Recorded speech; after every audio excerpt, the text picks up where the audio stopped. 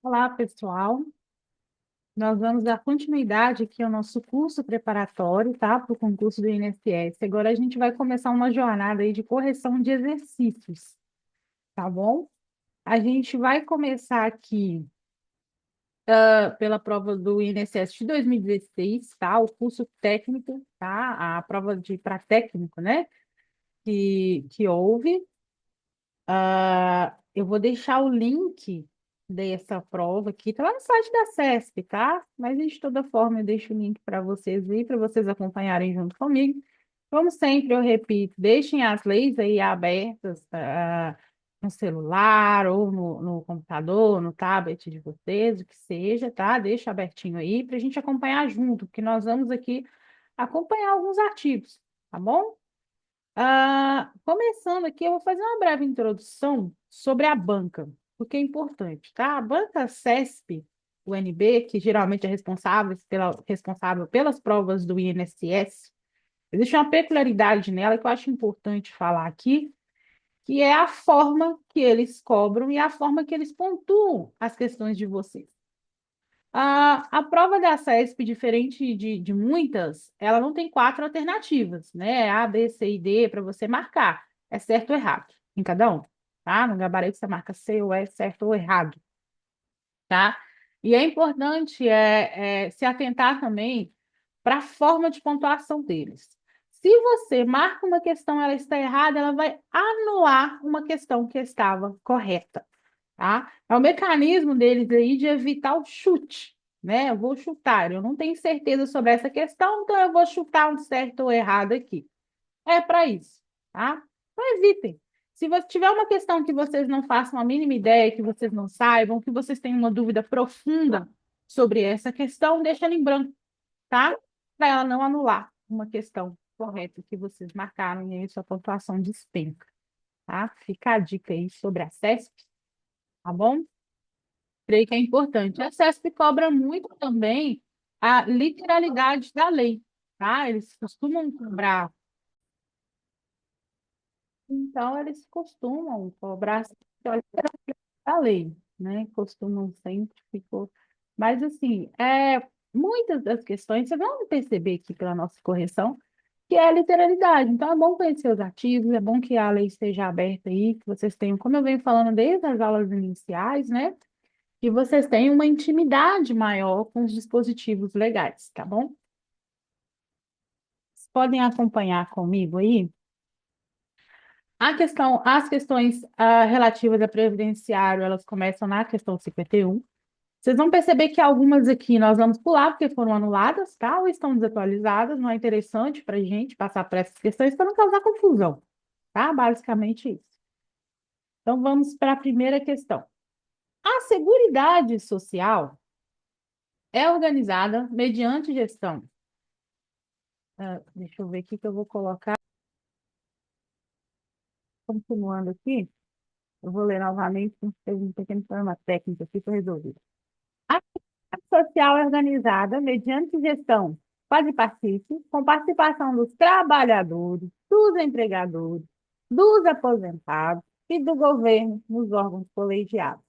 Essa questão, ela é facilmente resolvida com literalidade da lei, tá? Está lá na Constituição Federal, artigo 194, parágrafo único, inciso 7, tá? Que ele diz o seguinte, acompanha comigo aí, artigo 194, parágrafo único, inciso 7. Olha só como é a literalidade, acompanha o que eu vou ler aqui na nossa Constituição Federal, juntamente com o que está aí na questão. Estou lendo a Constituição aqui, tá? O artigo 194, parágrafo único 7. A Seguridade Social será organizada com base no seguinte objetivo, inciso 7º, caráter democrático e descentralizado da administração, mediante gestão quadripartite, com participação dos trabalhadores, empregadores, aposentados e governo nos órgãos colegiados. Tá? Literalidade da lei, questão corretíssima, tá? Artigo 94, parágrafo único, inciso 7 da nossa Constituição Federal. Tá bom? Nós vamos aqui para uma outra questão, a questão número 52. O slide está feio aí, o slide sem querer. Só dele de novo aqui. A lei Eloy Chaves, tá? É, questão número 52, tá? A lei Eloy Chaves, que criou em cada uma das empresas de estradas de ferro uma caixa de aposentadoria e pensões para os respectivos empregados, foi o primeiro ato normativo a tratar da Seguridade Social no Brasil? Essa questão estaria correta, mas por apenas um detalhe aqui torna ela incorreta, tá? Questão errada. Tá bem aqui, ó. Oh, voltei. Deixa eu voltar.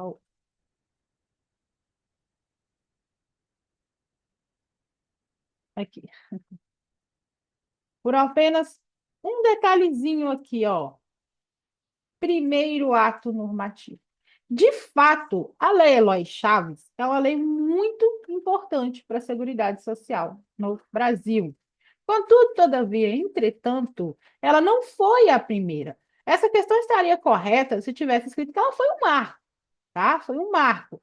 A Lei Eloy Chaves, que é o Decreto Legislativo 4.082 de 1923, tá? Foi importantíssimo, contudo, não foi a primeira, tá? A primeira foi lá em 1891, tá? Vou dar um exemplo aqui, a Constituição que criou a aposentadoria para servidor público. Essa, sim, foi uma das primeiras, né? A primeira lei que tratou disso. A Lei Eloy Chaves foi um marco, mas não foi a primeira, tá? E isso torna a questão errada, tá?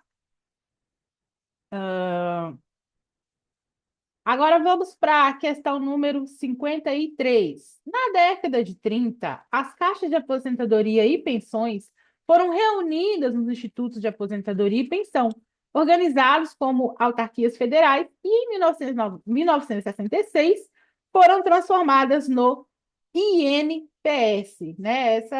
Quem se lembra do INPS, né? Que antigamente o pessoal falava, vou mandar meus documentos para o INPS para eu ver minha aposentadoria.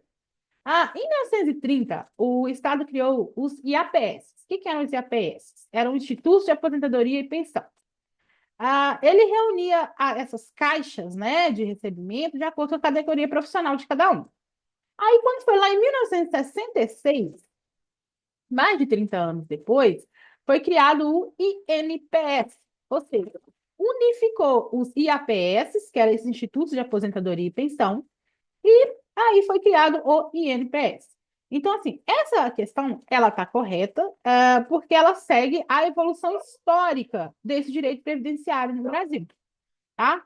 Então, nós temos aí essa questão correta, tá? Porque realmente na década de 30 foram reunidas essas caixas, né, de aposentadoria e pensão, e foi criado o INPS, tá? IAPS, INPS e INSS hoje em dia, assim como a gente viu nas aulas iniciais, né, sobre a origem do INSS, não sei se você se lembra, tá bom? Então, questão número 53, correta, tá? Vamos seguindo aqui para a questão número 54. A Constituição Federal. Acho que eu fechei de novo aqui. Tá. A Constituição Federal define Seguridade Social como um conjunto integrado de ação destinada a assegurar direitos relativos à saúde, previdência e assistência social. O que a gente tem nessa questão aí? Literalidade da lei de novo. Vamos abrir lá o artigo 194 da nossa Constituição. Lendo o artigo, eu gostaria que eu vou ler o artigo, eu gostaria que vocês comparassem com a questão para vocês verem como foi literal, tá? A Seguridade Social compreende um conjunto integrado de ações de iniciativa dos poderes públicos e da sociedade destinada a assegurar os direitos relativos à saúde, previdência, literalidade da lei do artigo 194 da Constituição. Por isso é importante que eu falo sempre, eu repito, tem que estar fazer tá? Que a UNB ela cobra muito literalidade da lei. Tá bom? Então, é artigo 194 da Constituição Federal de 88, questão correta aí, tá? De acordo com o princípio da universalidade, estrangeiros no Brasil poderão receber atendimento da Seguridade Social. Vocês se lembram do princípio da universalidade que nós estudamos, né? Que, ou seja, o sistema previdenciário ele deve servir, atender, né, ser extensivo a todos. Então, até o estrangeiro que está aqui no país também tem direito a receber esse atendimento. Tem a Constituição, todos são iguais, sem distinção de cor, raça, etnia e etc. Princípio da igualdade, tá? Artigo 5º. Lá no texto também, sociais, se lembram? Está lá uma das primeiras menções do nosso direito previdenciário, constitucionalmente falando, tá? Direitos sociais, educação, trabalho, moradia, segurança e previdência social, tá? São princípios basilares. E aí, por fim, o artigo 195, parágrafo 5 da Constituição. Nenhum benefício ou serviço de seguridade social poderá ser criado, majorado ou estendido sem a correspondente fonte de custeio. Ou seja, essa universalidade de cultura do atendimento é aquele princípio em que qualquer pessoa, tá? Mesmo que não seja brasileiro nato, naturalizado, tem acesso a esse benefício, tem direito ao atendimento da nossa Seguridade Social, tá bom? Especialmente em assistência social e saúde, tá? Isso aí segue aquela regra do SUS, o SUS, tá? Vamos supor, uma pessoa, um estrangeiro, ele necessita de atendimentos médicos no nosso território, e essa pessoa vai receber, porque faz parte dos direitos fundamentais, tá? O Estado conceder, né? O Estado poder entregar à pessoa a prestação de saúde. E essa prestação de saúde não é só para brasileiro nato, naturalizado, e etc. Estrangeiro também, tá? Porque são princípios, são direitos que dizem respeito à pessoa humana e não ao cidadão brasileiro, tá? Continuando aqui. Ah, bom, então essa questão aí está correta, tá? Com relação ao conteúdo e autonomia da legislação previdenciária, julguem o item abaixo. Lei complementar, editada pela União, poderá autorizar os Estados e o Distrito Federal a legislar sobre Seguridade Social. O que está dizendo? Uma lei complementar, que é editada pela União, ela pode autorizar Estados, né, e inclui o Distrito Federal, a legislar sobre Seguridade Social? Bom, a verdade é que essa questão ela está correta, tá? Compete à União, Estados e Distrito Federal realizar concorrentemente sobre Previdência Social, artigo 24, tá, gente? Inciso 12, parágrafo 3º da Constituição Federal. Previdência Social, proteção e defesa da saúde. Inexistindo lei federal sobre normas gerais, os estados exercerão a competência legislativa plena para atender suas peculiaridades. Ou seja, uma lei complementar editada pela União poderá autorizar os estados e o Distrito Federal a legislar sobre questões específicas com relação à Seguridade Social. Um outro ponto dessa questão é que o parágrafo 22 da Constituição Federal, ele dispõe que uma lei complementar poderá autorizar os estados a legislar sobre questões específicas das matérias de competência privativa da União, ou seja, uma exceção à regra, tá? Matérias que são de competência exclusiva da União, lei complementar pode autorizar os estados a legislar sobre, tá bom? Então, aí a questão está correta, tá? Continuando aqui,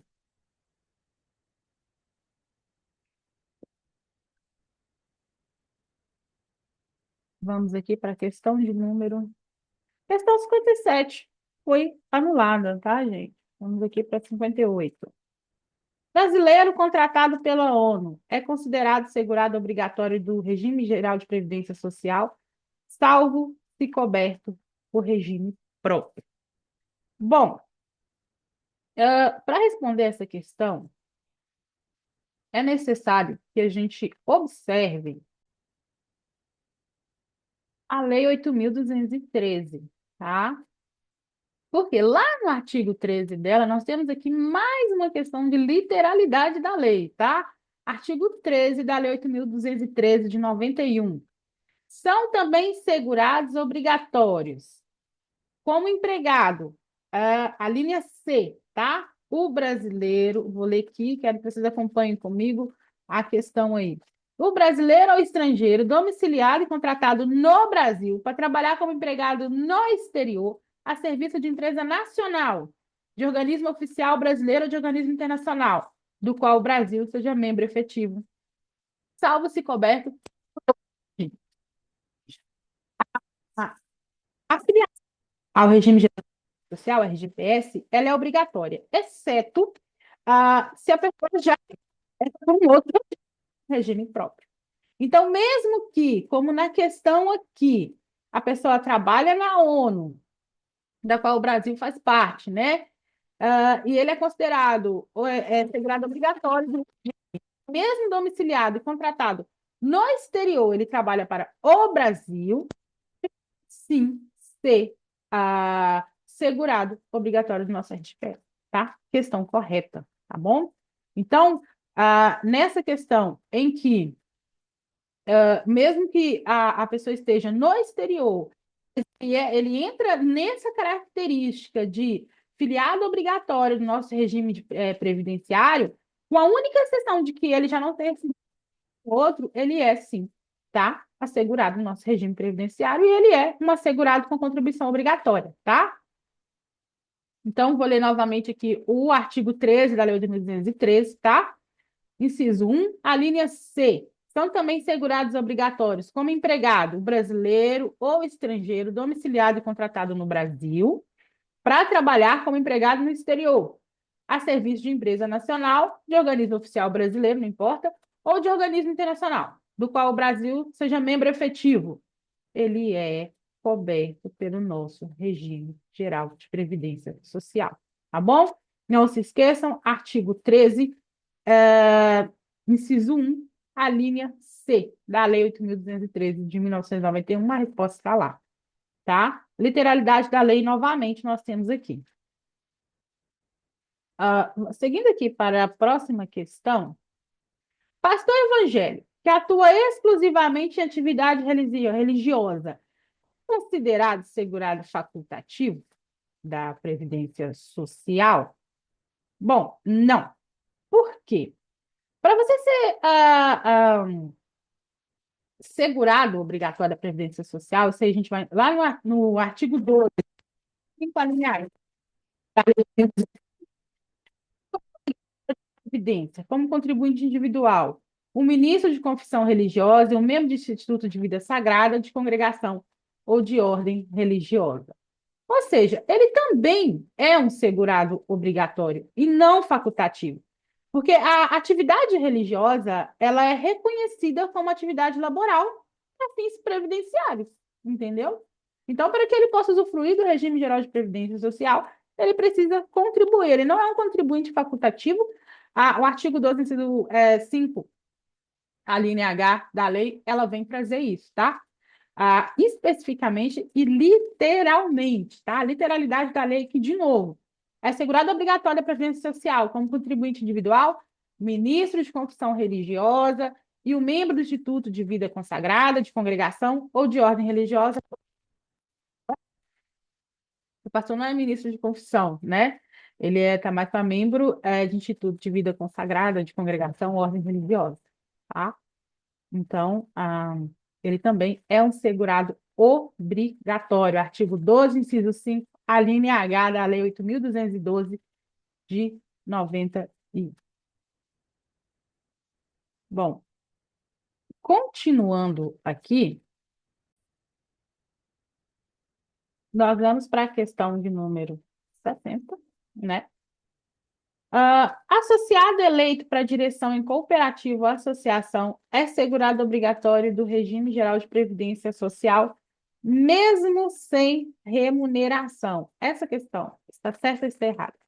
A gente vai encontrar a justificativa para essa questão lá na Lei 8.213, tá? No artigo 11. Essa questão está errada, tá? São segurados obrigatórios da Previdência Social as seguintes pessoas físicas. Artigo 11, inciso 5, como contribuinte individual, a linha F. o titular de firma individual, urbana ou rural, o diretor não empregado e o membro do conselho de administração de sociedade anônima, o sócio solidário, o sócio de indústria, o sócio gerente e o sócio cotista, que receberam remuneração decorrente do seu trabalho em empresa urbana ou rural. E, olha o que a gente precisa para a nossa questão, o associado eleito para cargo de direção em cooperativa, associação ou entidade de qualquer natureza ou finalidade, bem como síndico, administrador eleito para exercer atividade de direção condominial, desde que recebam remuneração. Então, aonde que essa questão está errada? Na parte final aí. Tem que receber remuneração, tá? Para ser segurado obrigatório do regime geral de previdência social. A questão estava certa até ali. Literalidade da lei, tá? Artigo 12, inciso 40 da 8.212 de 91, tá bom? Então, o associado eleito para cargo de direção em cooperativa, associação ou entidade de qualquer natureza, alguns, toda essa galera, desde que receba remuneração. Se não receber remuneração, não é segurado obrigatório no nosso geral de previdência social. Superando essa questão aqui, nós vamos para a próxima. Condomínio, receba prolabore. Será considerada segurada obrigatória no nosso regime de previdência na qualidade de empregada? Então, outra questão aí de literalidade da lei. Artigo 12, inciso 5, a linha F. O que acontece? Lá nesse artigo 12, ele diz o seguinte, lá na linha F, é segurado obrigatório no regime individual, que é o artigo 12, ele elenca, né? Alguns. A gente tem lá na linha F, como segurado obrigatório. Pessoa física que exerce por conta própria atividade econômica de natureza urbana, com fim lucrativo ou não, inclusive como síndico de condomínio, quando remunerado. Ou seja, o síndico, mesmo que ele receba um prolabore, ele vai ser enquadrado como contribuinte individual e não como empregado. Então, a questão é, qualificou como empregado, deve contribuir para um assegurado obrigatório do regime geral de previdência social. No caso, ela recebe um prolabore e ela não é empregada, tá? Então, no caso aí, seria, se ela fosse empregada, aí sim ela participaria do regime obrigatório, tá? Da contribuição obrigatória do regime geral de previdência social, o que não é o caso aqui em Fomento, tá bom? Bom, a questão 62. Pescador com empregados permanentes é considerado segurado especial. Bom, responder essa questão, a gente vai de novo na Lei 8.213. Agora a gente vai para o artigo 11, parágrafo 7º, tá? Não é artigo 11, parágrafo 7º. Deixa eu localizar na minha lei aqui, que aqui já é outra. Não é segurado especial o produtor, o parceiro, o meeiro, arrendatário ou o pescador artesanal que utilize empregados permanentes. Ou seja, a lei permite ajuda pessoal de terceiros, mas não empregados permanentes. Empregado permanente, aí ela foge a essa regra da lei. Ou seja, essa questão ela está incorreta, tá? Ele mantém essas pessoas com empregados fixos. Ou seja, o pescador que exerce essa atividade como principal meio de vida é considerado segurado especial, mesmo que tenha empregados permanentes? Não. Ele pode ter ajuda de terceiros, mas se ele tiver empregados permanentes, ele vai sair desse rol. Tá bom? Então, questão número 62, errada pela literalidade da lei, artigo 11, parágrafo 7º da Lei 8.213. Não é segurado especial o produtor, parceiro, meeiro, arrendatário rural ou o pescador artesanal que, inciso 4, utilize empregados permanentes. Tá bom? Então, aí a questão errada, podem marcar o Ezinho aí, tá? Junto comigo aqui. Vamos aqui agora para a questão número 63. Deixa eu passar o slide aqui. Com relação ao segurado especial e ao facultativo, julguem os próximos itens à luz do decreto 1348 de 99. Uma pequena pausa aqui. Ah, decreto 3048 aí que regulariza, né, a Previdência. Situação hipotética. Maria, bolsista de pesquisa sem vínculo previdenciário, poderá afiliar-se facultativamente ao regime geral de previdência. Bom, está correto. Ela pode, tá? Esse é o artigo 11 da Lei 3.048 de 99. Primeiro, segue comigo aqui. Decreto 3048 de 99, tá? Vamos lá para o artigo 11, parágrafo 1º. Podem filiar-se facultativamente, entre outros. Olha como é que a literalidade. Quero que vocês acompanhem a literalidade da lei aqui para vocês verem que, tendo essa intimidade com a Lei 8.212, 8.213, com a Constituição Federal, são as leis previdenciárias, você consegue fazer a prova da PSPNB. Literalidade. Então, é importante, tá? Podem filiar-se facultativamente, entre outros. O e o estagiário que presta serviço à empresa, todo com a Lei 188, esteja exercendo atividade remunerada que o enquadre como segurado obrigatório, tá? Já. A gente descer lá na 8.213, no artigo 14, ele vai falar o seguinte: pode filiar facultativamente ao RGPS a pessoa maior de 16 que não exerça atividade remunerada que enquadre em seguro obrigatório. Como obrigatório. Veja, no caso em questão, ela tem 22 anos, tá? Maior de 16.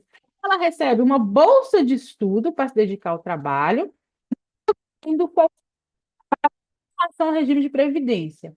Pode filiar-se ao regime da Previdência Social, porque ela se enquadra no tá? Maior de 16, remunerado, ela recebe uma bolsa, tá? Não entra com uma atividade remunerada. Ou seja, não exerce nenhuma atividade remunerada, tem meta, ela não vinculada obrigatoriamente, ou seja, ela não exerce nenhum tipo de trabalho que ela esteja obrigada a ser vinculada ao CPS, regime social, e a como facultativa, tá?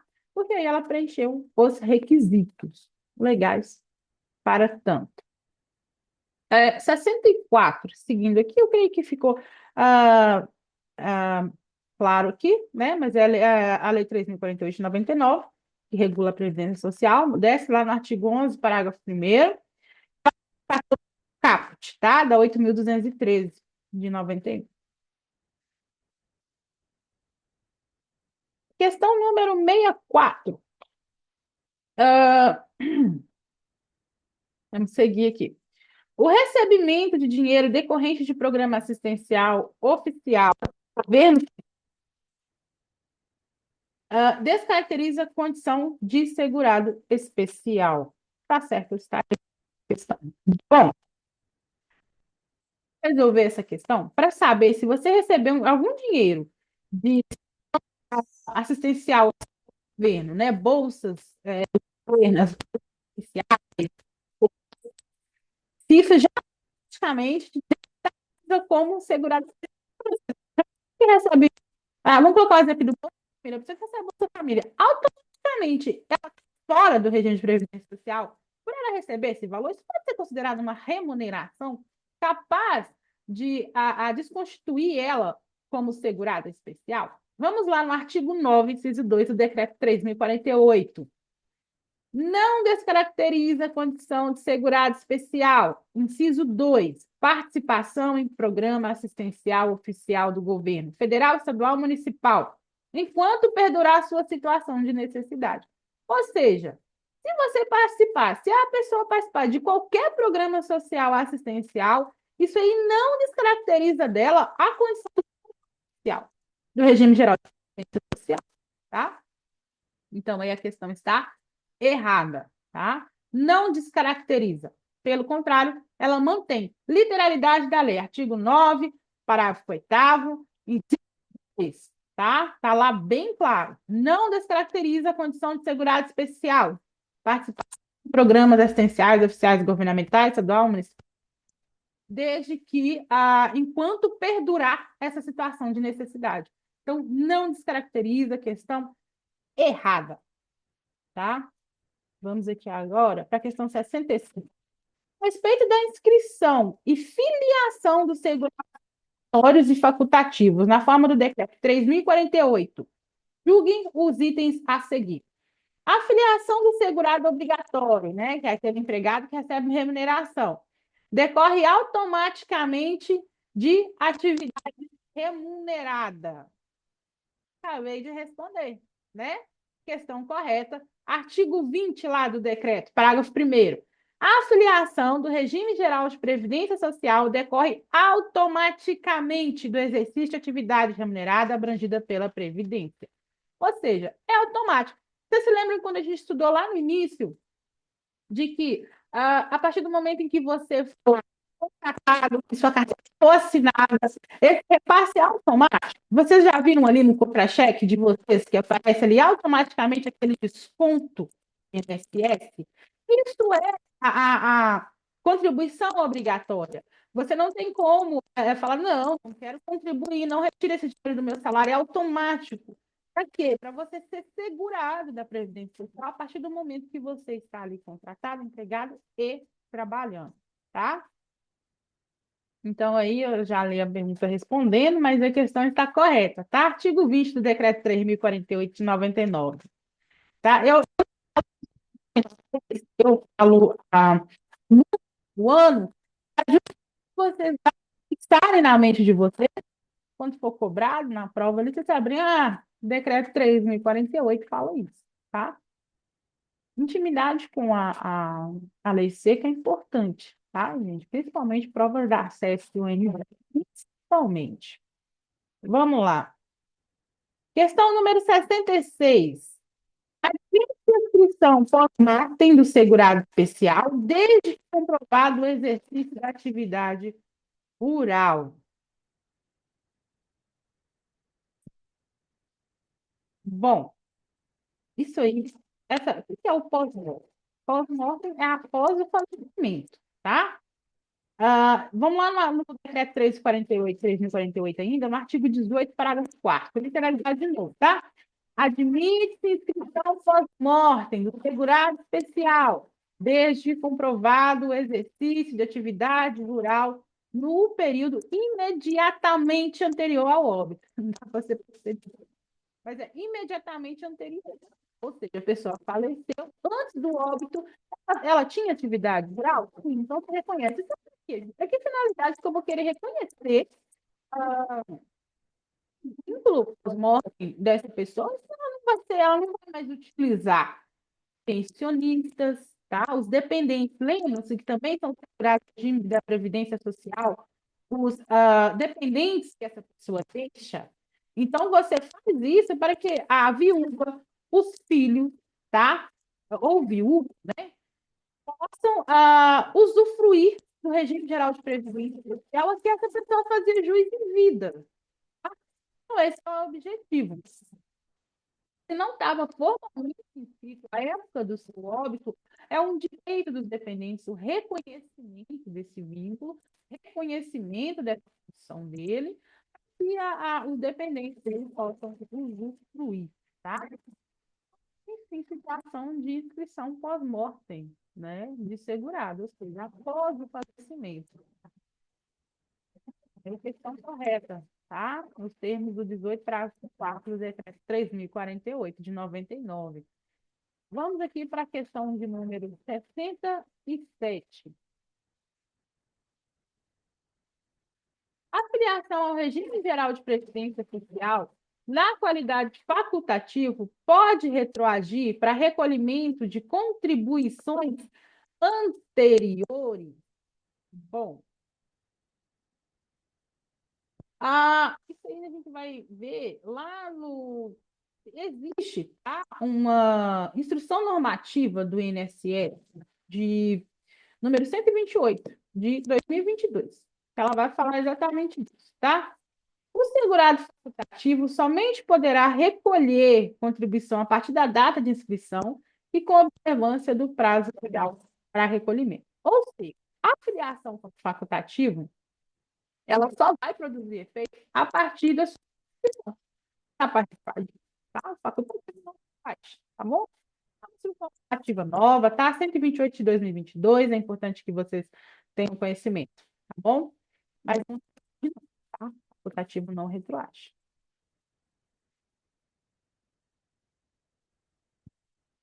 Vamos continuar aqui. Dados do CIBIS valem como prova apenas acompanhados de outras provas documentais. O que é o CNIS?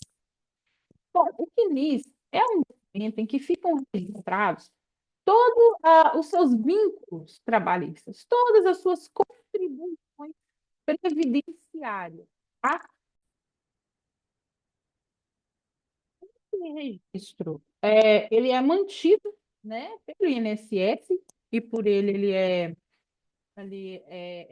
guardado, né, entre aspas, no sistema, tá? Então, o cadastro que tem informações previdenciárias, tá? Os seus vínculos de emprego, seu salário, seu tempo de trabalho, etc. Tá bom?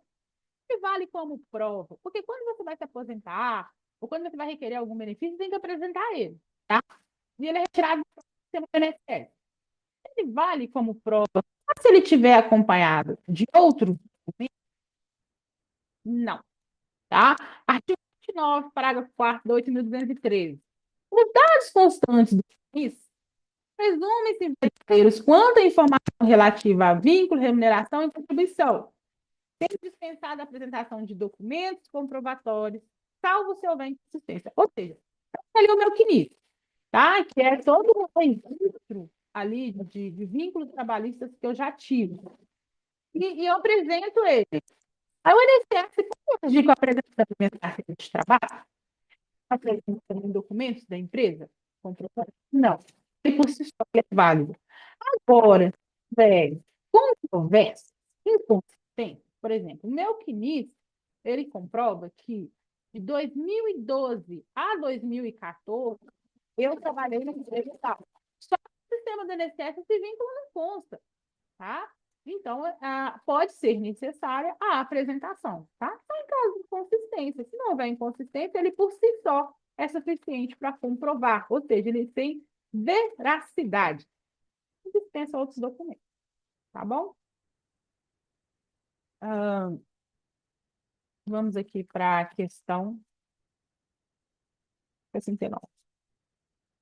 Julguem os itens seguintes à luz do decreto 3.048 e Constituição Federal. O indivíduo nomeado para o cargo em comissão da União não será segurado obrigatório do regime geral de previdência social? Vamos lá para a Lei 8.212, artigo 12, inciso 1º, a linha A.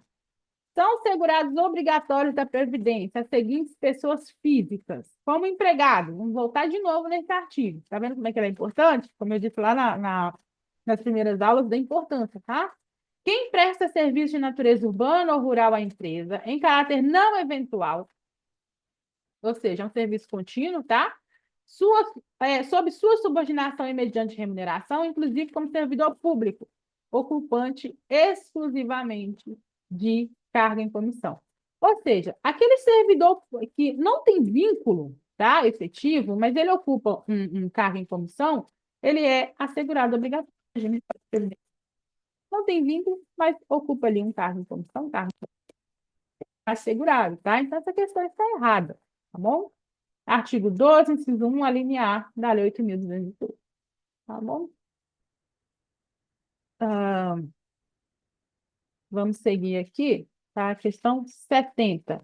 João, ao contratar Maria para serviço doméstico em casa com fim lucrativo, será empregador doméstico. E aí? Então, nessa situação hipotética, em que ele exerce uma nome, né, na casa dele, ele contrataria para limpar e ele é considerado um empregado doméstico para a relação de serviço? Não. Por quê? Artigo 1º, parágrafo único da Lei Complementar número 150. Tá? Eu vou fazer um adendo. Então, retomando aqui a questão, a questão literal aqui, situação hipotética. O João exerce atividade econômica com finalidade lucrativa na sua própria residência.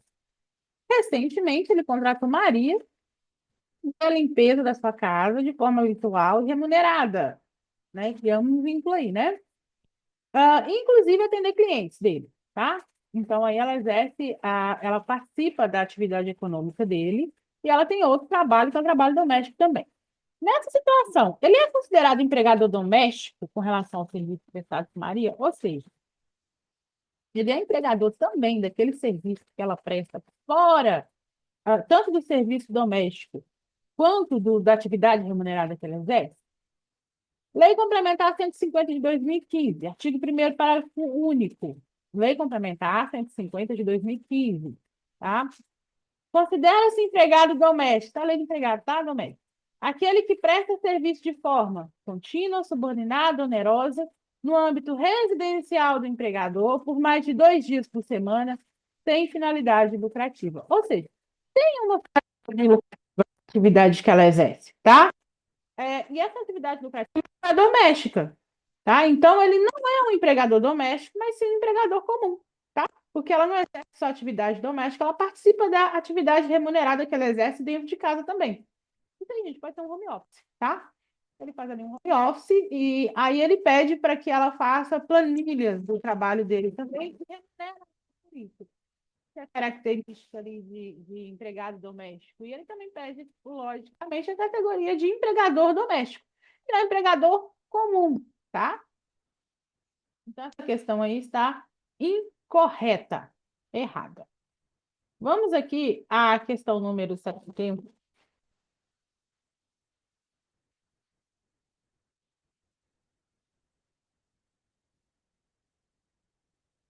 Ah, equiparar-se-á a empresa para fins do regime geral de previdência social a pessoa física que, para fazer a reforma da própria casa, contrata um mestre de obra e um ajudante. Então, essa questão está correta ou está errada? Para responder ela, a gente tem que ir lá no decreto 3.048, tá? Lá no artigo 15, inciso 2. Literalidade da lei de novo, tá? Perdão, está correto. Ah, equipare-se à empresa para efeitos deste regulamento. Nós, no nosso regime geral de previdência social. Inciso 4. Proprietário ou dono de obra de construção civil, quando pessoa física, em relação ao segurado que lhe presta serviço. Ou seja, se você é dono ou proprietário daquela construção civil e contrata pessoas para trabalhar ali, você se torna automaticamente uma empresa, um empregador, tá? Lá no nosso regime da Previdência Social, na Lei 8.213, tá? Houve uma alteração, né, pela Lei 3.202, de 2015. Ou seja, passou-se a equiparar a empresa, a empresa passou a ser equiparada ao cliente individual, aquela pessoa física. E na condição de dono daquela obra, dono daquela construção civil, é, em relação àquela pessoa que lhe presta serviço. Entendeu? Então, se você é dono de uma construção civil, dono de uma obra, vai fazer uma obra na sua casa, tá? Você passa a ser equiparado a uma empresa por força dessa alteração que houve, tá? Então, ou seja, para 8.200 apenas essa questão estaria errada, tá? Porque você não equipararia. Mas houve essa alteração, por isso que é importante observar.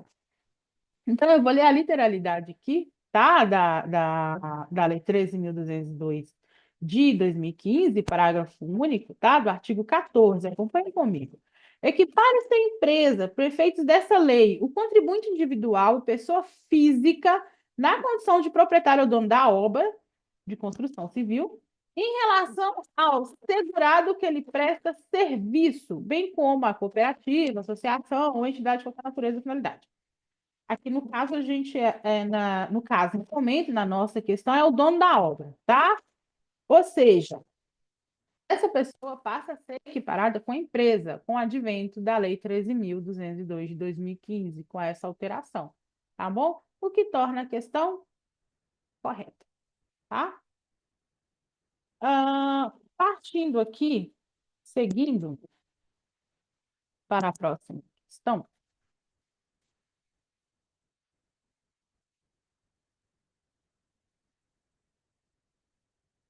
com relação ao financiamento da Seguridade Social,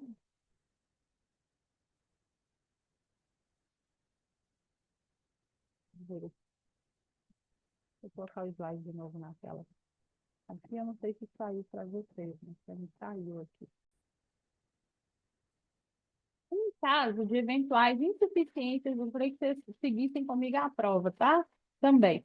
Em caso de eventuais insuficiências financeiras decorrentes do pagamento de benefícios de prestação continuada, os BPCs, né? A Previdência Social poderá elevar alíquotas de contribuição social de empregados e empregadores até o limite do débito apurado? Ou seja, o que a gente está falando? Faltou verba. Faltou verba para repassar o BPC, benefício de prestação continuada. Eu posso aumentar a alíquota de quem está contribuindo para a Previdência para cobrir esse déficit, para cobrir este valor? Constituição Federal, artigo 195, parágrafo 6º. Instituições sociais de que trata esse artigo só poderão ser instituídas ou majoradas por lei.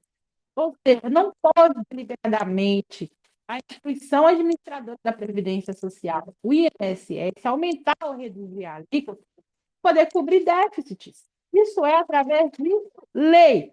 O sistema da Seguridade Social, ele possui regras e fundamentos para que ele funcione. Essas regras estabelecem que apenas por lei essas porcentagens, alíquotas de contribuição podem ser alteradas, tá? Ou seja, aprovação do Congresso Nacional. Então, ele não pode simplesmente decidir que uma alíquota pode ser reduzida ou majorada para cobrir o valor que está faltando para poder pagar um outro benefício. Não, isso é apenas através de lei. Somente lei pode instituir, ou seja, criar, majorar ou diminuir a alíquota, tá? De um benefício, tá? Previdenciário. Então, apenas através de lei e não por mera deliberalidade da instituição administradora da Previdência Social, que no caso é o INSS. Tá bom? Resposta errada. Continuando aqui. Recursos dos orçamentos da União, Estado e municípios são fontes de custeio da Seguridade Social. Bom, o enunciado da questão é o seguinte termos. Além de contribuição proveniente de empregados e empregadores, são fontes de custeio da Seguridade Social, de forma direta ou indireta. Recurso oriundo do orçamento da União, do Estado, do DF, do Federal e município. Corretíssimo, tá? Constituição Federal, artigo 195, parágrafo 1º. Literalidade da lei, tá?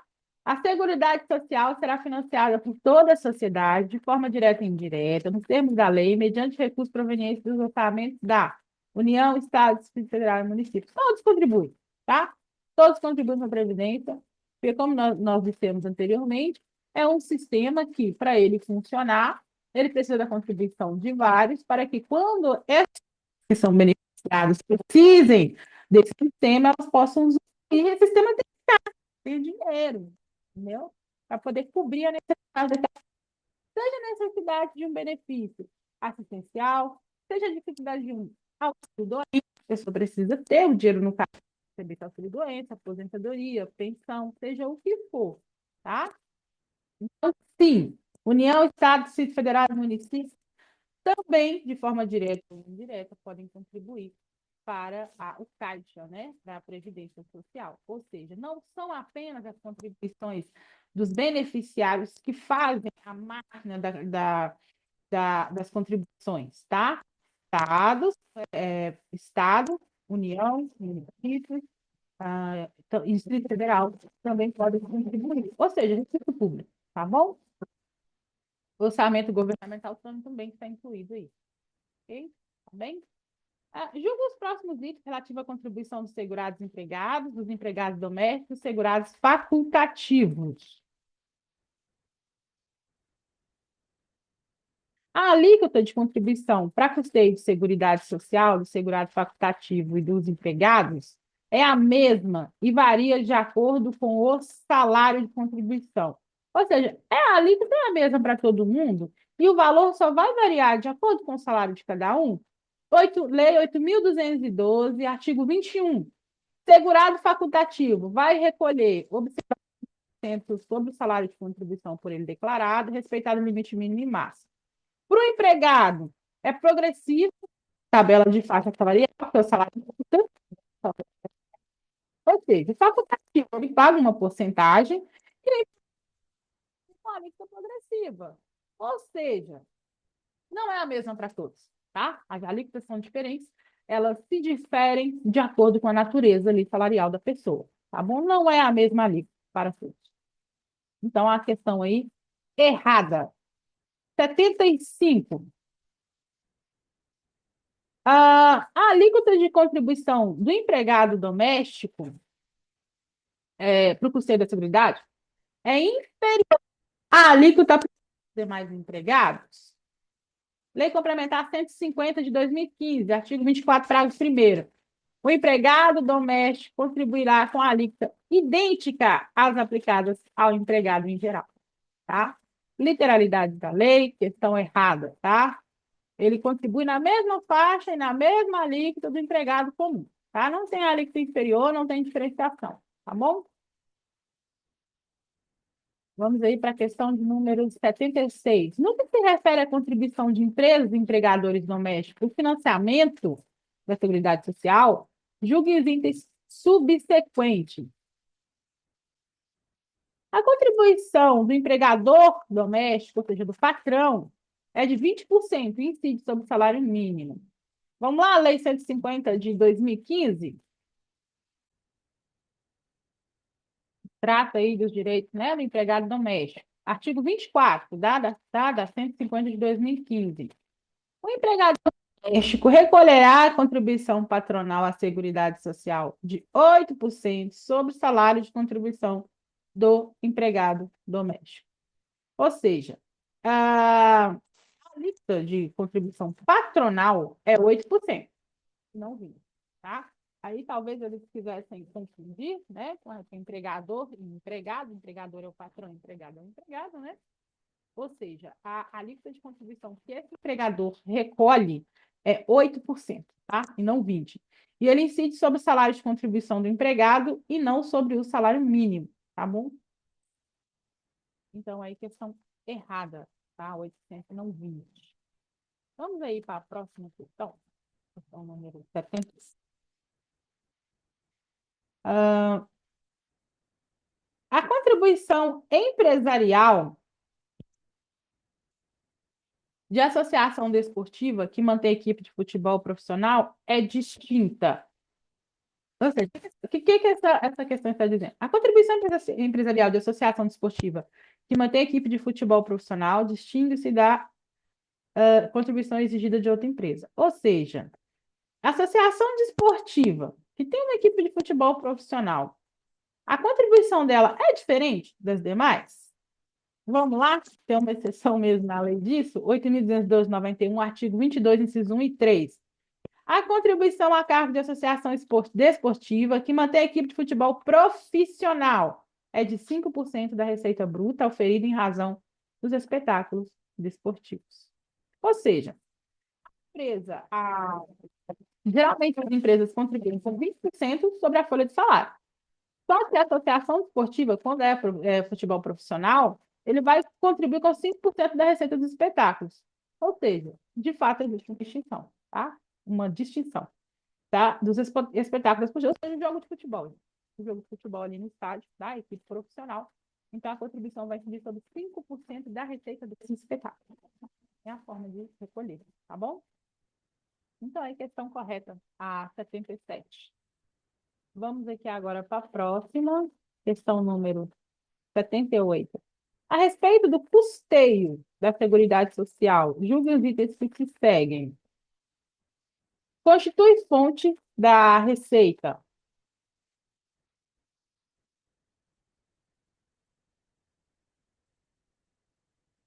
Constitui fonte Seguridade Social um percentual incidente sobre valores arrecadados com os resultados dos leilões dos bens apreendidos pela Receita Federal do Brasil.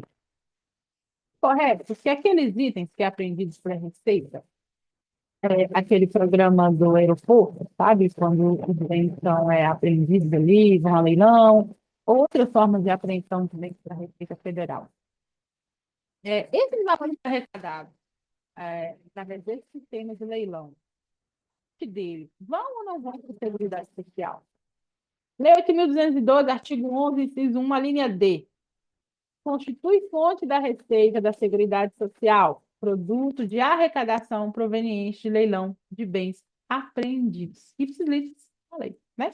Então, parte dos recursos arrecadados nesse leilão vão, sim, para a Seguridade Social, questão correta. 8.212, artigo 11, inciso 1, a linha D. Tá? Tá a resposta dessa questão aí. Questão correta. O fruto, né, dos bens trazidos aí de parte, né, do fruto, né, desses leilões é usado para a Seguridade Social. Na questão 79, nós vamos... Ixi, deixa eu voltar aqui. Questão 79 foi anulada, tá? Ela está aqui, mas a gente vai considerar ela. 80. Parte dos valores arrecadados em concursos de prognóstico destina-se à Seguridade Social. Ou seja, o que você está dizendo? Parte desses recursos, tá? O enunciado completo da questão seria: parte dos valores arrecadados com concurso de prognósticos promovido por órgão do poder público ou por sociedades comerciais ou civis dentro do território nacional é destinado à Seguridade Social.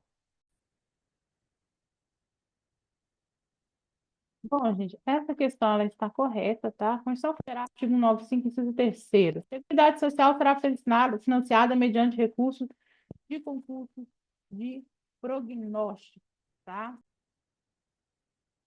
Seriam esses concursos de prognóstico.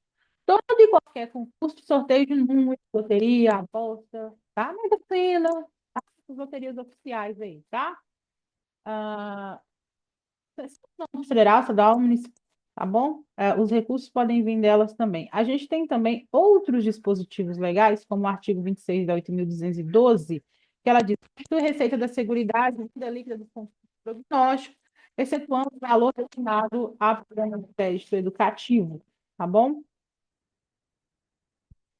Então, aí, questão correta, literalidade da lei, tá bom? Concurso de prognóstico, ou seja, loterias, tá?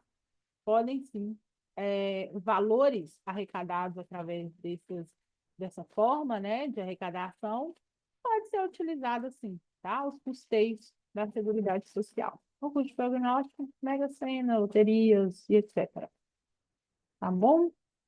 Para o próximo aqui. Ah, na verdade, vamos aqui. Em cada um dos próximos itens é apresentada uma situação hipotética acerca do salário de contribuição, seguida de uma assertativa a ser julgada, né? Certo ou errado? Vamos lá.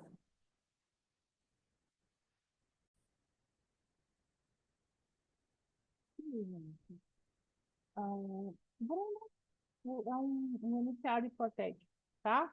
Bruna, empregada da empresa Vargas e Vargas Companhia Limitada, entrou em gozo de licença maternidade. Nessa situação, haverá incidência de contribuição previdenciária sobre o valor recebido por Bruna a título de salário maternidade. O que essa questão quer saber, basicamente? Contribuição previdenciária sobre o salário recebido, como o valor recebido como salário maternidade?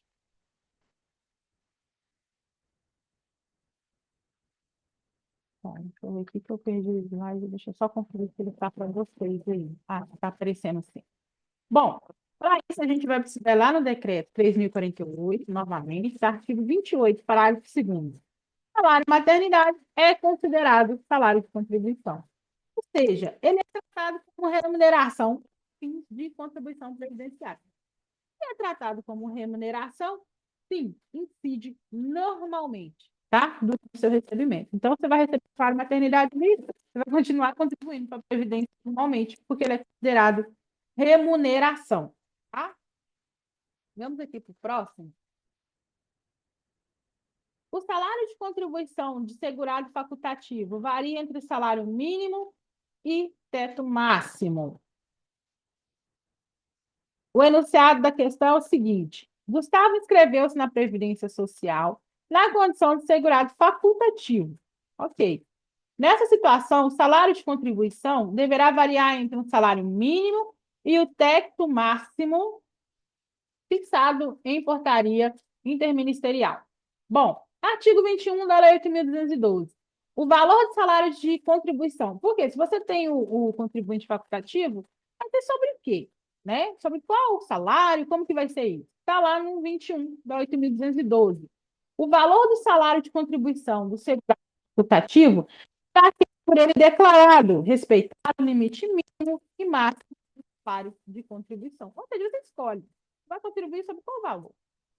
Ah, eu recebo aqui uma remuneração de 5 mil, então você vai contribuir sobre esse valor. O valor que você declarar. Geralmente as pessoas declaram um valor mínimo, apenas para ter ali, né? Ser segurado, né? Da Previdência de alguma forma. Mas é você quem declara, tá? Do segurado facultativo, questão correta. Vamos aqui para a próxima. Vamos ler aqui.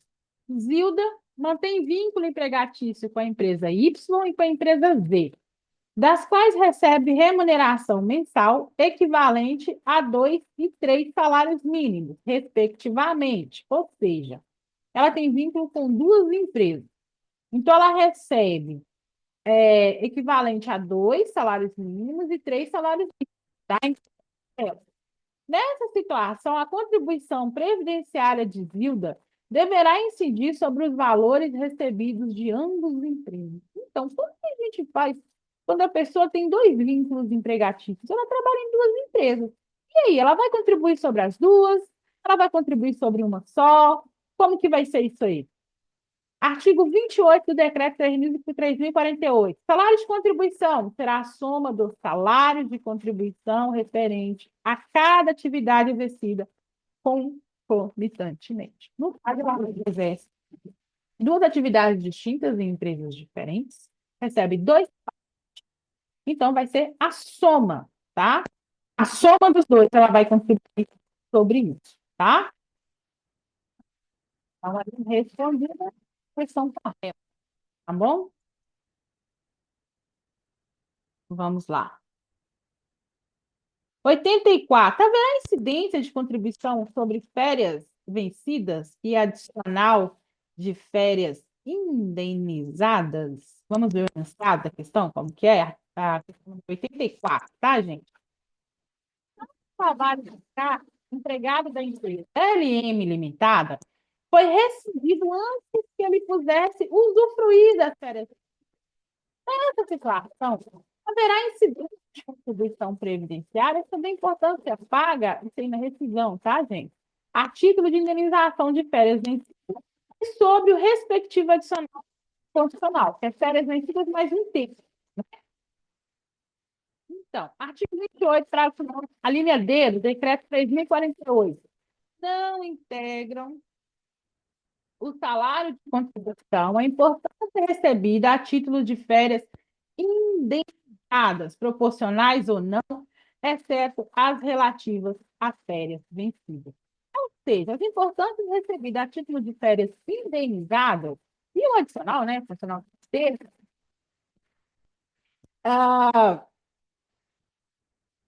é o que tratam desse artigo. Ou seja, no caso em comento, ele vai receber, né, de forma indenizada as férias e o 13º, dos quais ele não gozou, tá? Você tem as férias vencidas, né? Ou seja, tanto as férias vencidas como elas que estão sendo indenizadas, elas não vão artigo 29, né, do decreto 348. Tá bom? Então, essa questão aqui, ela está errada. tá? Não vai integrar, tá? Essas férias vencidas, porque é a literalidade da lei. Artigo 28, parágrafo 9, a linha D. Não integra o salário de contribuição e importância recebida aqui de férias indenizadas, proporcionais ou não, exceto as relativas férias vencidas, tá? A Lei 8.212, o artigo 28, parágrafo 9, não integra o salário de contribuição desta lei exclusivamente importância recebida a título de férias indenizadas respectiva, adicional constitucional, um terço, né? Esse adicional constitucional é aquele um terço, tá, gente? Inclusive o valor correspondente à dobra de remuneração de férias, do que trata 137 da CLT, tá ok? Então, questão erradíssima aí. Vamos passar aqui para a próxima.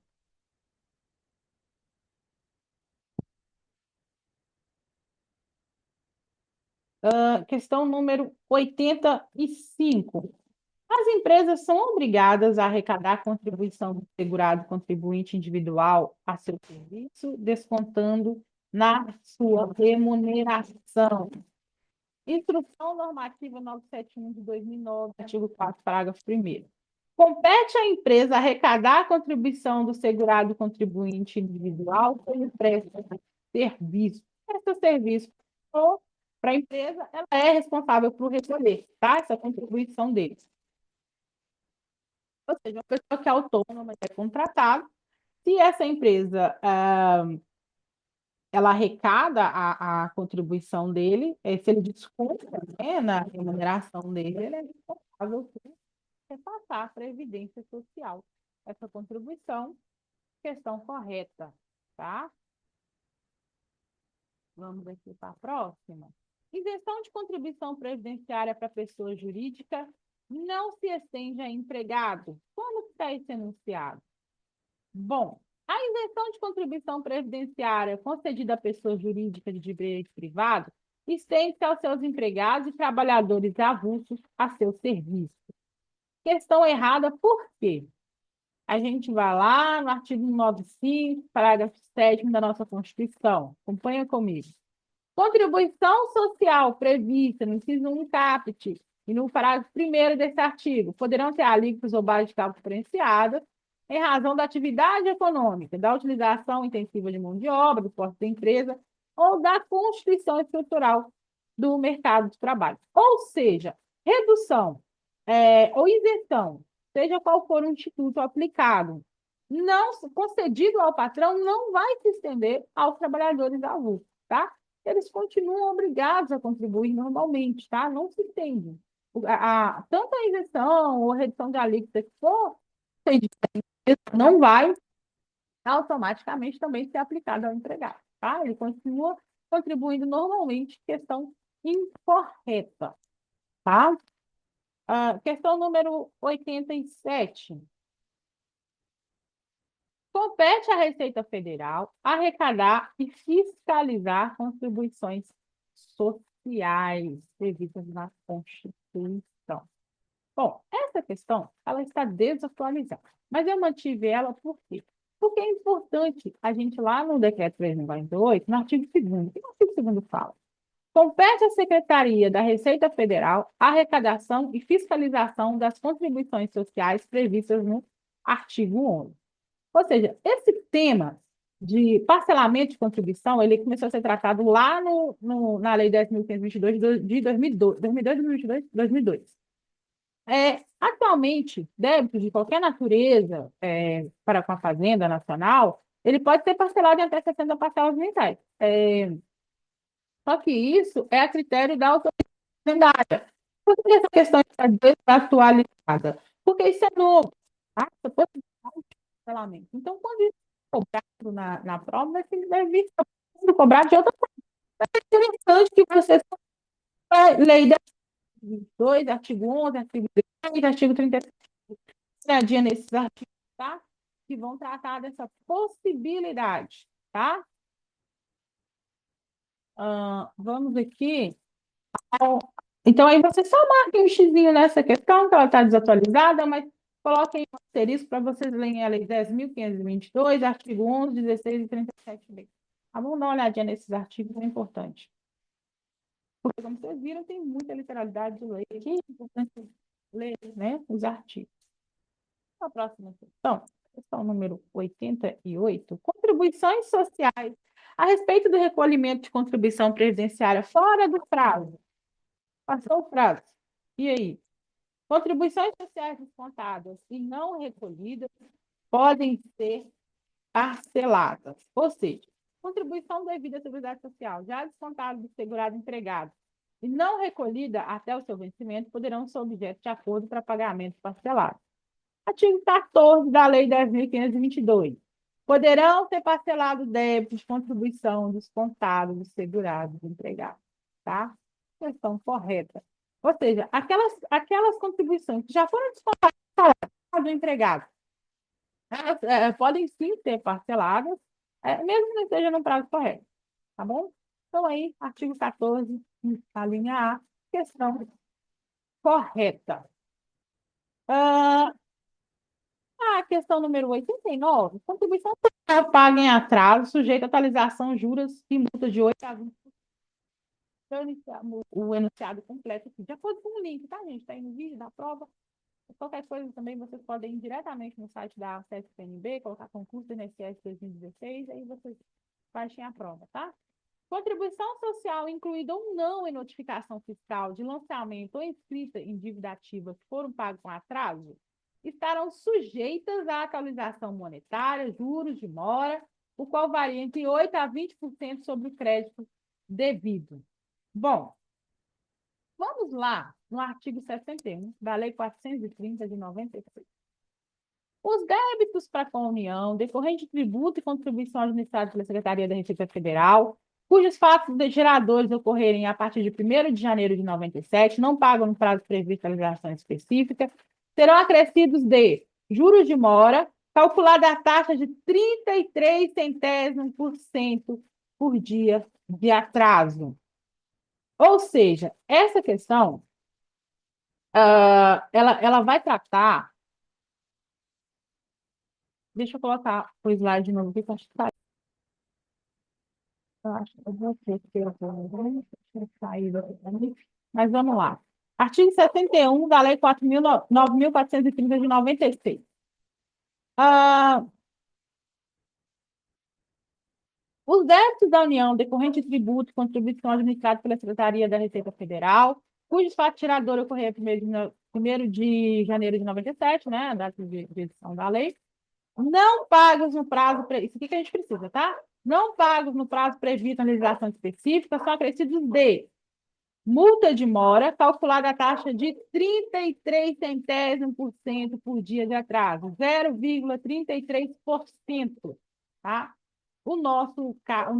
A nossa questão aqui fala de 8 a 20%. Não, é acrescido de 0,33. Aqui e aí, quando você desce para o parágrafo segundo, o percentual da multa fica limitado a 20%.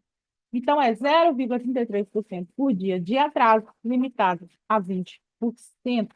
Artigo 61 da Lei 9.430, questão erradíssima, que ela fala entre 8% e 20%, tá? É 0,33% o mínimo, tá bom?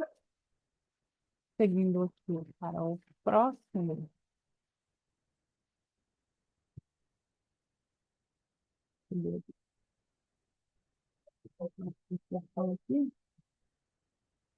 Questão número 90, né? Isso mesmo? Isso. O juiz não pode deixar de aplicar a pena, mesmo que o pagamento seja efetuado antes da denúncia. Essa questão em desfavor. Que se ele for um caso hipotético, né? Iniciada a ação fiscal, ou seja, por falta de pagamento, tá? Em desfavor de Maria, o juiz responsável pelo processo não poderá deixar a pena, ainda que Maria efetue os pagamentos devidos, seja ré primária e goze de bons antecedentes. Bom, essa questão é correta. Por quê? Porque a gente vai ter lá na Lei 10.684 de 2003, artigo 9º, parágrafo 2º, 10.684 de 2003, tá? Aí eu falo rápido. Extingue-se a punibilidade dos crimes previstos no 168-A e 337-A do Código Penal, desde que o agente, antes do recebimento da denúncia, efetue o pagamento do débito. Ou seja, se ela pagasse a dívida antes do recebimento da denúncia pelo judiciário, a punibilidade dela estaria extinta, tá? Mesmo que de fato ela tenha cometido esse crime, não é automático essa aplicação da pena, tá? Ela não é automática. Então, essa questão, ela está incorreta, porque não é automática essa aplicação da pena, tá? A gente, isso é a título de esclarecimento, né? Essa artigo que eu acabei de ler, que fala sobre a extinção da punibilidade, ela está falando sobre crime de não repasse, tá? Da contribuição previdenciária, tá bom? Para o INSS. Ou seja, você desconta ali do salário do empregado e não repassa, você retém aquele valor para você. Isso é crime. Então, aí, antes de receber, né, pelo crime, o débito, efetuar o pagamento, essa aplicação de pena não é automática, tá bom? Então, questão errada aí, justamente nesse detalhe aqui, né? Fala que o juiz não pode deixar de aplicar a pena. Sim, pode. Antes do recebimento da denúncia, a pessoa pode sim, tá? Efetuar o pagamento do débito, extingue a punibilidade, tá bom? O que é extinguir a punibilidade? Não pode mais ser punida, tá bom? Não é mais réu. Não é mais não pode mais receber pena por aquele ato delituoso praticado. Próxima questão aqui. Apropriação indébita previdenciária é punida com reclusão e multa.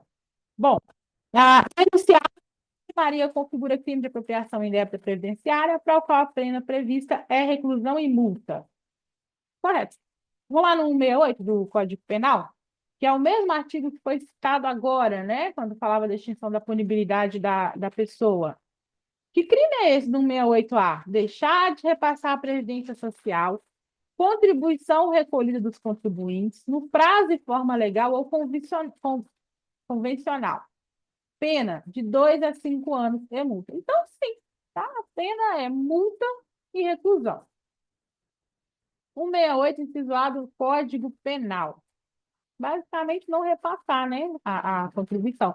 Você desconta no salário do empregado e fica com dinheiro para você. Apropriação indébita não pode, está lá no Código Penal, é crime, tá? Artigo 90 e... Questão 92. O INSS, ao receber recurso, não pode reconsiderar a decisão e deve à instância superior. Você teve ali um benefício concedido, mas você não concorda, você acha que o valor está menor, que o cálculo do INSS está errado. Você entra com recurso. E aí o INSS obrigatoriamente sobe com esse recurso para a instância superior, ou ele pode analisar e falar, não, realmente eu errei, vou consertar aqui, sem precisar de que a outra instância avalie. No enunciado da questão está assim, ó, caso seja interposto recurso contra a decisão que indeferiu o pedido, né, do contribuinte, Matheus, o órgão regional do INSS que proferiu a decisão não poderá reformá-la, devendo encaminhar o recurso à instância competente. Vamos lá na Lei 9784? Subsidiariamente, tá? A autoridade poderá, de ofício por provocação, rever os seus próprios atos. Ou seja, o TSE pode reconsiderar a sua decisão ao perceber que realmente ali tem um erro material, tem algum erro de cálculo, tem qualquer erro ali, tá? Então não é obrigatório. Você entrou com um recurso contra o INSS, contra o recurso de alguma decisão, de algum benefício que foi concedido de forma incorreta, e aí automaticamente o INSS já pega aquele recurso e já leva ele para outra instância para ele ser resolvido. Não, ele pode reconsiderar as decisões que ele tomou, tá bom? Então, essa obrigação de você vir o recurso, de você já mandar para outra instância, ele não é obrigatório. Não é obrigatório, não, não é automático, né? O INSS tem a opção de reconsiderar aquela decisão que ele teve e consertar. Agora, se ele achar que realmente aquela decisão estava certa, que a alíquota está correta, que o valor que você está recebendo está corretíssimo, que a forma de aposentadoria concedida para você não tem erro nenhum, ele remete para a instância superior. Tá bom? Próxima questão aqui. A primeira instância de julgamento de recurso é a Câmara de Julgamento da Previdência Social? Bom,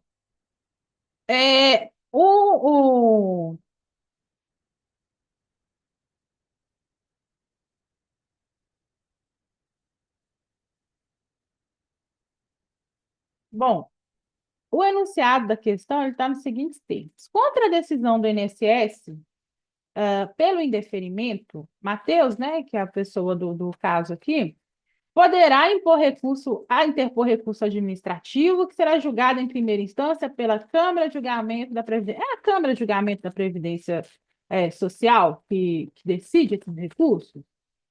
Decreto 3.048, de 99, artigo 305. Compete às juntas de recursos julgar em primeira instância o recurso com decisão do INSS. O INSS decidiu, você vai recorrer a quem? Junta de recursos, tá? Em a Jari, quando são casos de trânsito, é a junta de recursos. É bom para você lembrar, tudo tem J. Então, é a junta de recursos que vai fazer análise do seu recurso como decisão de primeira instância, uma decisão do INSS, tá? Então, questão errada, tá? Não é Câmara de Julgamento de Previdência Social, é a junta de recursos que vai, para quem você vai endereçar e quem vai analisar o recurso que você impetrou ali.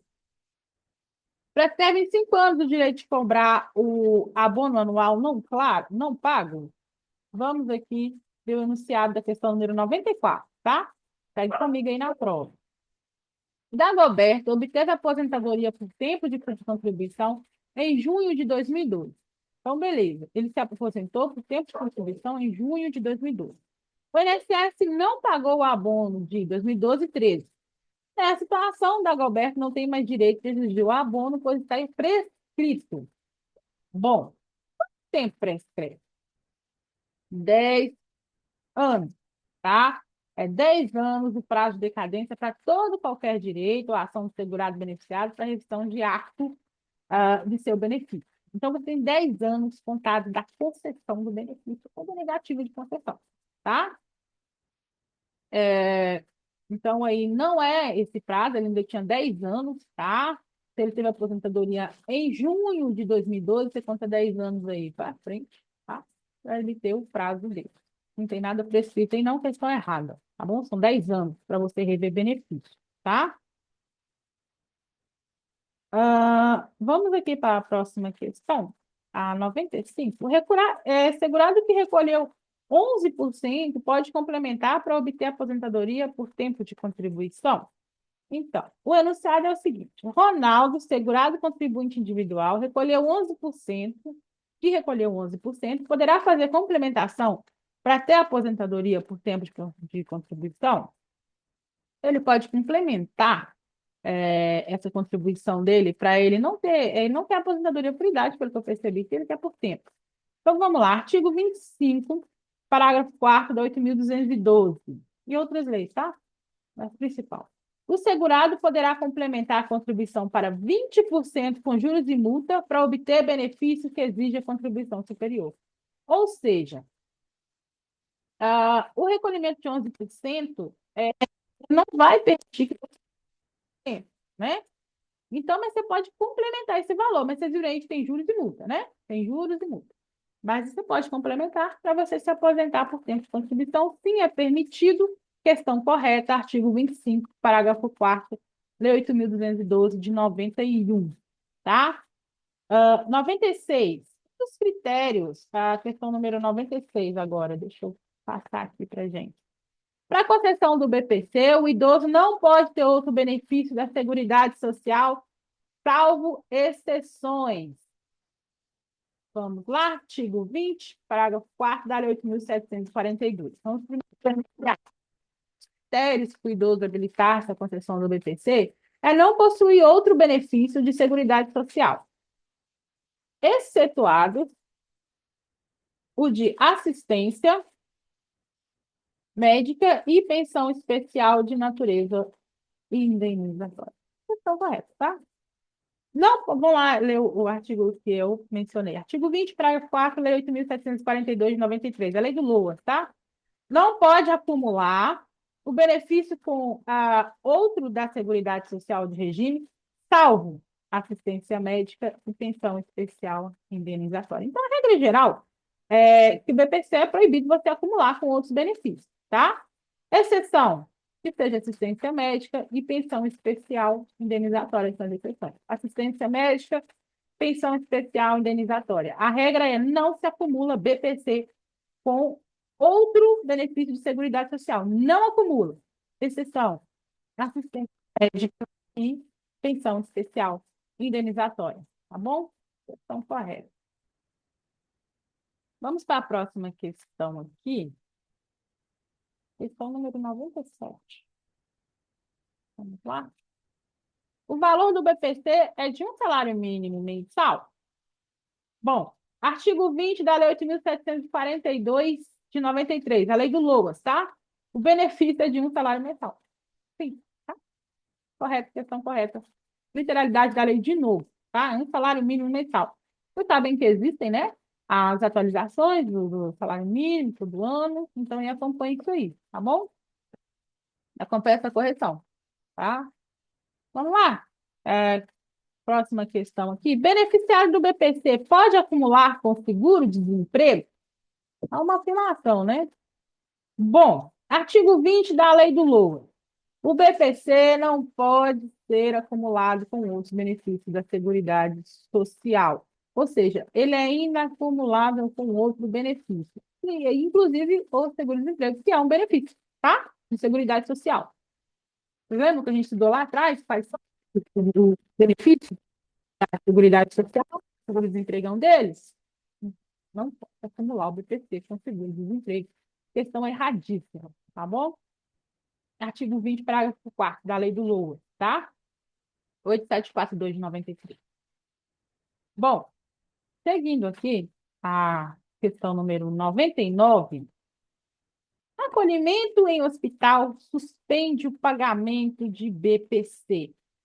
Vamos ler o enunciado da questão 99? BPC do idoso que se encontra em condição de acolhimento de longa permanência em hospital será suspenso até a data da sua alta. Artigo 21, parágrafo 1º da Lei do LOA. O acolhimento institucional não implica suspensão do BPC, tá?